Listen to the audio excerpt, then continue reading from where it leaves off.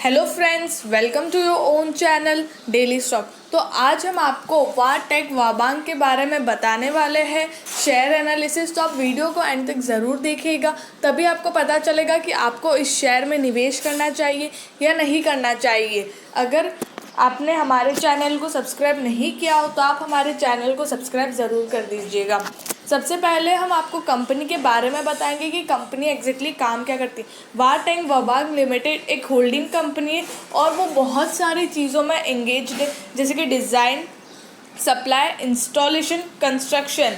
ये सारी चीज़ों में वो ऑलरेडी एंगेज्ड है। लेकिन क्या करती, क्या डिज़ाइन, क्या सप्लाई, क्या इंस्टॉल करती, क्या कंस्ट्रक्ट करती, किसका ऑपरेशनल मैनेजमेंट, मतलब क्या काम है।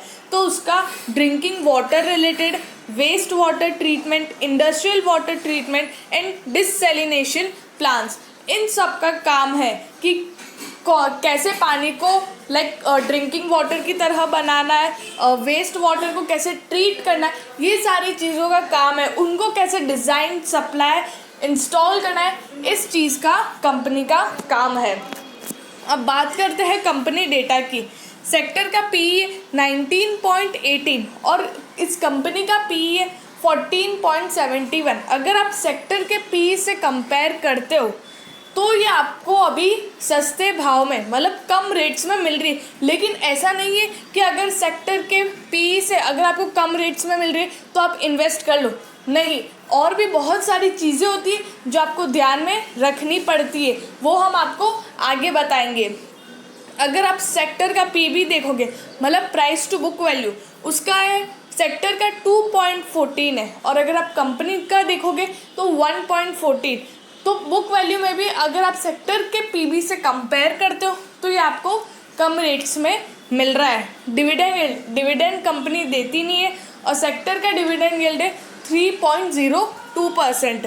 ये कंपनी एक स्मॉल कैप है जिसका मार्केट कैपिटलाइजेशन 1521 करोड़ का है। तो कंपनी अभी बहुत ही छोटी है और 20 डे एवरेज डिलीवरी अगर आप देखोगे तो 3,70,125, मतलब लोगों ने इतने शेयर्स डिलीवरी पे उठाए हैं 20 दिन का अगर आप एवरेज निकालते हो तो। इसका बीटा है 0.91। बीटा मतलब क्या होता है, अगर मार्केट पूरा नीचे जा रहा है तो इस कंपनी का जो शेयर प्राइस है वो भी 0.91 के बीटा से नीचे जाएगा। उसी तरह अगर मार्केट ऊपर जाता है तो कंपनी का जो शेयर प्राइस है वो भी 0.91 के बीटा से ऊपर जाएगा। अब बात करते हैं फाइनेंशियल ट्रेंड की। यहाँ पे हमने 4 साल का फाइनेंशियल ट्रेंड, मतलब 4 साल का रेवेन्यू और प्रॉफिट बताया हुआ है। रेवेन्यू मतलब सेल्स। 2017 में कंपनी का रेवेन्यू था, सेल्स 3.21 करोड़ का उनका सेल्स था, जो 2018 में बहुत ही अच्छा खासा इंक्रीज हुआ है 3.46 करोड़। लेकिन 2019 और 20 में कंपनी का सेल्स गिर चुका है। 2019 में उनका सेल्स है 2.78 करोड़ और 2020 में कंपनी का सेल्स है 2.59 करोड़। तो कंपनी का सेल्स 2 साल से लगातार गिर रहा है। उसके बाद जब आप प्रॉफिट देखोगे तो 0.10 करोड़ उनका प्रॉफिट था। 2018 में भी प्रॉफिट इंक्रीज हुआ क्योंकि कंपनी का सेल्स भी इंक्रीमेंट में था 0.30, मतलब 13 करोड़। उसके बाद 2019 में कंपनी का सेल्स कम हो गया तो कंपनी का प्रॉफिट भी नीचे आ गया, 10 करोड़ पे आ गया। 2020 में 9 करोड़ कंपनी का नेट प्रॉफिट। तो ये था कंपनी का फाइनेंशियल ट्रेंड। तो कंपनी का फाइनेंशियल ट्रेंड अगर आप देखो तो इतना अच्छा खासा नहीं है। अब बात करते हैं शेयर होल्डिंग पैटर्न की, जिसमें प्रमोटर्स ने सिर्फ 21.70% इतना सा ही स्टेक लिया हुआ है। मिनिमम प्रमोटर का स्टेक 51% होना चाहिए तो वो कंपनी एक अच्छी दिखती है। लेकिन यहाँ पे कंपनी के जो प्रमोटर्स हैं उनके पास सिर्फ 21.70% स्टेक है, जहाँ पे म्यूचुअल फंड्स के पास 3% स्टेक है, अदर DIIs के पास 0.71% स्टेक है और फॉरेन इंस्टीट्यूशन के पास 14.51% स्टेक है। और उन्हीं के सामने अगर आप रिटेल एंड अदर्स देखोगे जो छोटे मोटे इन्वेस्टर्स है उनके पास स्टेक है 60.06% स्टेक है। तो सबसे ज़्यादा स्टेक अगर आप देखोगे तो वो रिटेल एंड अदर्स मतलब जो छोटे मोटे इन्वेस्टर्स है उनके पास है। तो शेयर होल्डिंग पैटर्न भी इतनी अच्छी खासी नहीं है कंपनी की। अब बात करते हैं रेवेन्यू स्टेटमेंट की। क्वार्टरली वाइज हमने मतलब लाइक हर क्वार्टर का हमने रेवेन्यू स्टेटमेंट बताया हुआ है। यहाँ पे हमने जून 2020, सितंबर 2020 और दिसंबर 2020 का रेवेन्यू स्टेटमेंट बताया, जहाँ पे जून 2020 में कंपनी का सेल्स था 430 करोड़। इंक्रीमेंट हुआ है सितंबर में भी और दिसंबर में भी। दिसंबर में कंपनी का सेल्स हुआ 796 करोड़, जहाँ पे टोटल इनकम अगर आप देखोगे अदर इनकम थोड़ी बहुत है, तो टोटल इनकम है कंपनी की दिसंबर 2020 में 799 करोड़ की और जून 2020 में थी 432 करोड़ की। तो कंपनी का हर क्वार्टरली वाइज अगर आप देखोगे तो कंपनी का सेल्स तो इंक्रीज हो रहा है, कंपनी के एक्सपेंडिचर्स भी अच्छे खासे हैं। उसके बाद earning before interest and tax, अगर कंपनी की मेन इनकम देखोगे जहाँ पर आप इंटरेस्ट और टैक्स डिडक्ट नहीं करोगे, तो कंपनी का मेन इनकम था जून 2020 में 27 करोड़, सितंबर 2020 में 41 करोड़ और दिसंबर 2020 में 70 करोड़।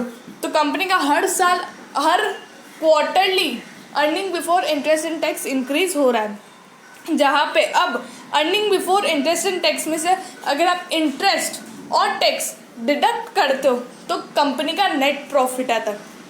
तो जून 2020 में कंपनी का नेट प्रॉफिट था 3 करोड़, जो इंक्रीज हुआ सितंबर में 13 करोड़ हुआ और दिसंबर 2020 में 35 करोड़ हुआ। तो हर क्वार्टर में कंपनी का नेट प्रॉफिट इंक्रीज हुआ है। अब बात करते हैं रिटर्न रेशोज़ की। मार्च 2018 में कंपनी का आरओई था 11.65। मेरे हिसाब से कंपनी का आरओई 20% होना चाहिए तो ही कंपनी अच्छी लगती है। लाइक 20% से ऊपर या फिर 15-16% हो तो भी चलता है, और अगर कम भी हो और कम हो लेकिन इंक्रीजिंग ट्रेंड में हो, हर साल इंक्रीज हो रहा है कंपनी का आरओई, तो ही कंपनी अच्छी लगती या वो कंपनी अच्छी होती। लेकिन यहाँ पर हर साल कंपनी का आरओई नीचे गिरा है और वो एक नेगेटिव बात है। अब आरओसी की बात करते हैं। मार्च 2018 में 19.47% था और मार्च 2019 में डिक्रीज हो गया 13.37%। यहाँ पर डिक्रीज क्यों हुआ? क्योंकि कंपनी का डेट इंक्रीज हो गया था मार्च 2019 में, उस वजह से वहाँ पर इंटरेस्ट ज़्यादा पे करना पड़ता है, तो उस वजह से कंपनी का जो आरओसी है, रिटर्न ऑन कैपिटल एम्प्लॉयड, वो यहाँ पर डिक्रीज हो गया। ये रीज़न है डिक्रीज होने का। मार्च 2020 में फिर से आरओसी इंक्रीज हुआ है, मतलब यहाँ पर क्या है कि कंपनी का जो डेट था वो थोड़ा सा डिक्रीज हो गया, उस वजह से यहाँ पर कंपनी का आरओसी फिर से इंक्रीमेंट हो गया है। अब रिटर्न ऑन एसेट्स की बात करेंगे तो कंपनी का हर साल जो रिटर्न है एसेट्स पर, जो रिटर्न वो हर साल डिक्रीज हो रहा है और वो भी एक नेगेटिव बात है। अब बात करते हैं लेवरेज रेशो, जो बहुत ही इंपॉर्टेंट रेशोज है। डेट टू इक्विटी, मार्च 2018 में कंपनी का डेट था 0.42 और 2019 में कंपनी का डेट इंक्रीज हो गया 0.55। जैसे कि मैंने बताया था उस वजह से आरओसी डिक्रीज हुआ, क्योंकि मार्च 2019 में कंपनी का डेट इंक्रीज हो गया था और मार्च 2020 में फिर से कंपनी का डेट डिक्रीज हो गया 0.41। इंटरेस्ट कवरेज रेशियो अगर आप देखोगे तो हर साल डिक्रीज हो रहा है, तो ये भी कंपनी के लिए एक नेगेटिव बात है, क्योंकि यहाँ पर क्या शो करे कि जो कंपनी है उसकी जो एबिलिटी इंटरेस्ट पे करने की वो अच्छी नहीं है, उस वजह से कंपनी का इंटरेस्ट कवरेज रेशियो डिक्रीज हो रहा है। तो हमेशा अगर आप चेक करो तो interest coverage ratio increasing trend में होना चाहिए। और इंक्रीजिंग ट्रेंड का क्या मतलब होता है कि कंपनी की जो एबिलिटी है इंटरेस्ट पे करने की वो बहुत अच्छी है। अब बात करते हैं मार्केट प्राइस की। तो कंपनी का market price, current market price है 244.70, जहाँ पर 0.16% ऊपर था पिछले दिन से और 0.40 रुपीज़ ऊपर था। 5 ईयर हाई अगर आप देखोगे तो 749.90 रुपीज़ है। तो ये शेयर आपको 5 ईयर हाई से तो बहुत कम मिल रहा है, लेकिन आप इसमें अभी इन्वेस्ट नहीं कर सकते हो। इसमें अभी नेगेटिव ऑपरेशनल कैश फ्लो है। अब नेगेटिव ऑपरेशनल कैश फ्लो क्या होता है? एक होता है ऑपरेशनल कैश फ्लो, जहाँ पर आप कंपनी के ऑपरेशंस कर रहे हो, मतलब नए नए प्रोजेक्ट्स ले रहे हो और उससे एक कैश बढ़ रहा है, ठीक है। और यहाँ पर नेगेटिव ऑपरेशनल कैश फ्लो क्या होता है कि आप कोई भी काम कर रहे हो, आपको वो उस चीज़ करने के लिए बहुत सारा फाइनेंस चाहिए, कैपिटल चाहिए, तो उसे बोलते हैं नेगेटिव ऑपरेशनल कैश फ्लो। तो यहाँ पर वो चीज़ हो रही है और उसके बाद कंपनी अपने 5 ईयर हाई से बहुत ज़्यादा दूर है। तो अगर इस कंपनी में कुछ अच्छी न्यूज़ आती है या कुछ अच्छे प्रोजेक्ट्स आते हैं, तब आप इसमें थोड़ा थोड़ा निवेश कर सकते हो। बाकी अभी तो आप इसमें निवेश नहीं कर सकते हो, क्योंकि अभी लग नहीं रहा है कि ये कंपनी में आपको निवेश करना चाहिए। अगर आपको वीडियो अच्छा लगा हो तो please like and share and subscribe our channel.